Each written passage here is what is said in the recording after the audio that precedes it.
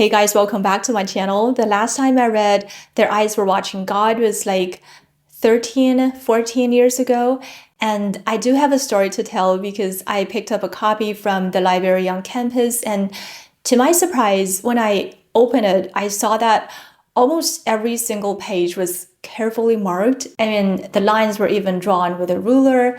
I only have this one photo of it now and it's a bit blurry, but I think you can still see the notes there. I remember telling my friends I cannot believe how much work someone put into this. But then I turned to the title page and I saw this red seal. And I realized it actually had been part of the private collection of a professor at my university who had passed away earlier that year. Professor Wu Bing taught American literature and especially Chinese American literature. She was a wonderful scholar and also the daughter of Bing Xin, who is probably one of the most iconic female writers in modern Chinese history. So it just felt so special to me, like reading those notes in the margins. Felt like I was somehow communicating with her. And it definitely influenced the way I read ever since. And recently I reread this book, not that exact copy, of course, I bought a new one, and I do have some different thoughts about it. So basically we follow a Black woman named Janie growing up in the American South. So this is like the story of a woman's life, or at least part of her life.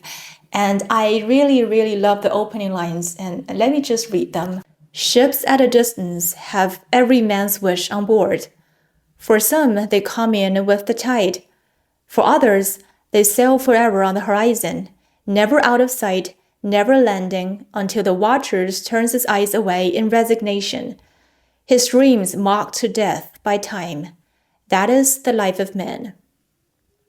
Now, women forget all those things they don't want to remember and remember everything they don't want to forget. The dream is the truth. Then they act and do things accordingly. And actually, at first, I was a bit confused by this opening because it seems to suggest that men are more passive about their goals, that they're just watching these ships in the distance, waiting for them to come in with the tide without having much control over them. But I think in reality, both in the 1930s when Zora Neale Hurston wrote this novel, and even today, I think men obviously have more, agency. They have more social power, more freedom to move, to work, and to shape their own lives. But after rereading this novel, I kind of understand why Hurston frames it this way, because in this story, both men and women actually have very little control over their fate when they're up against something much bigger than themselves, like time or the forces of nature. Like we do see men actively chasing things like money, power, or status, and sometimes they do succeed, but even then, they're still incredibly small in the face of time and nature. And for women, the reality is even harsher, especially for a Black woman like Janie, who had very little social power at the time. Like her grandmother tells her that Black women are the mule of the world because the white man throws down the burden to the Black man and the Black man passes it on to his women. But maybe it's precisely because of this that women learn to move the horizon inward, like they can use their perception to edit their own reality. And for them, the dream is the truth. And it reminds me of what Beauvoir writes in The Second Sex, that when women are confined by their situation, they try to justify their existence from within their cage, and they convert their prison into a heaven of glory. For Beauvoir, this is pathetic, but I don't think Hurston is making that kind of judgment. She just lets Janie tell her own story, and we, the readers, are left to find our own answers. So at the beginning of this novel, we see Janie coming back after burying her third husband, and she is telling her story to her best friend Phoebe. So the whole story is like a flashback. Janie is raised by her grandmother Nanny, who was a slave and was abused by her owner and had a child who was Janie's mother, Leafy. And then Leafy was raped by her school teacher. And that's how Janie was born. And because of this, what Nanny wants most for Janie is security. And in her eyes, the only way a Black woman can be safe in the world is through a stable marriage. So when Janie is 16, she kisses a boy. Nanny sees it and tells her, like, Jenny, you're a woman now and you must get married right away. So she arranges for her to marry a wealthy farmer, Logan, who is much older than Jenny. And at that time, Jenny doesn't really understand love. She only has a vague idea of it. She sees a pear tree in bloom being pollinated by a bee. And she imagines love as something like that, like something natural, mutual, and beautiful. But she feels the vision of Logan desecrates the pear tree, like his head is so long one way and so flat on the sides, and there's a roll of fat on the back of his neck. She doesn't understand marriage either. She thinks that maybe husbands and wives always love each other, and maybe she will love Logan after they get married. So she walks into marriage to wait for love to begin. And of course, that doesn't happen. And after a year or so, she kind of understands what marriage really is. And here's how Hurston puts it. So Janie waited a bloom time and a green time and an orange time. But when the pollen again gilded the sun and sifted down on the world, she began to stand around the gate and expect things. What things? She didn't know exactly. Her breath was gusty and short. She knew things that nobody had ever told her. For instance, the words of the trees and the wind. She often spoke to falling seas and said, I hope you fall on soft ground. Because she had heard seeds saying that to each other as they passed. She knew the world was a stallion rolling in the blue pasture of ether. She knew that God tore down the old world every evening and built a new one by sunup. It was wonderful to see it take form with the sun and emerge from the gray dust of its making. The familiar people and things had failed her, so she hung over the gate and looked up the road towards way off. She knew now that marriage did not make love. Janie's first dream was dead, so she became a woman. I mean, it's sad, like his first dream dies and that's how she becomes a woman. But I think even then she is still looking toward the horizon. She's still hoping for something more. And then she meets Joe Starks. Joe is ambitious and confident. He wants to build a town to become someone with a big voice. And for Janie, he doesn't represent the pollen and blooming trees either, but he speaks for change and chance. So she runs off with him to Eatonville. And this is like the first self-governed Black town in the US. Hurston actually grew up there, and her father once served as a mayor. And in this story, Joe is the one who establishes the town and becomes the mayor. This marriage gives Janie wealth and status, but she's also like trapped in it.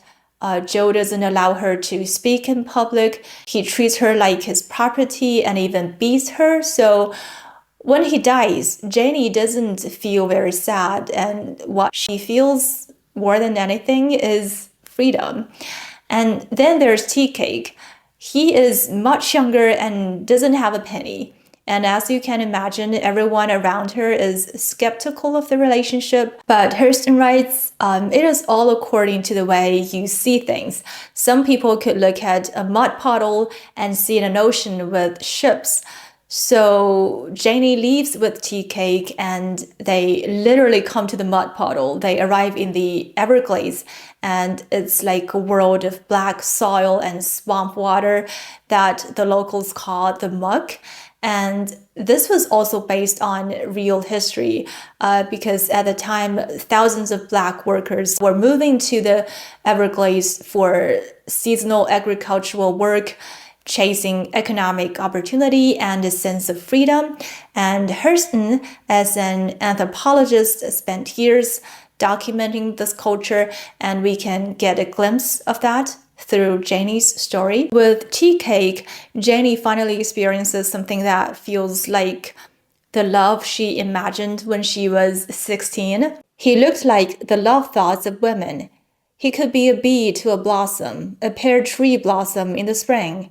He seems to be crushing scent out of the world with his footsteps, crushing aromatic herbs with every step he took. But to be honest, I don't think Tea Cake is an ideal partner. Like, he is reckless. He takes Janie's money and blows it all in one night. Although later he wins it back through gambling, and he even beats her to show that she belongs to him. But for Janie, he still represents like the closest she's ever come to that original like dream under the pear tree. But then the hurricane comes, and on their escape, Tea Cake is bitten by a rabid dog. He loses his mind and tries to kill Jenny, and she is forced to kill him in self-defense. So at the end, Jenny returns to Eatonville alone. She returns to the same house and the same silence, but she isn't the same woman. She pulled in her horizon like a great fishnet, pulled it from around the waist of the world and draped it over her shoulder. So much of life in its meshes. She caught in her soul to come and see. And I think this is the difference between Janie and the male characters in this novel. Like, if you tie your horizon to a specific result, that goal can be forever out of reach. Or even you reach it like Joe does, like he gets what he wants, but they can still collapse when he gets old and sick because his identity was built on something external. But for Janie, this is more about the process. Janie saw her life like a great tree in leaf, with the things suffered, things enjoyed, things done and undone. Dawn and doom was in the branches. So she is not measuring life by success or failure. She sees it as a living process that's made up of everything she's experienced, both good and bad. And then I think when you look at the title, Their Eyes Were Watching God, I think God is depicted as something indifferent and even harsh to both men and women. Like when the hurricane hits, there's nothing people can do but to stare into the darkness. They are waiting for an answer, but the universe doesn't really provide any answer. And there is a sentence like this: all gods who receive homage are cruel.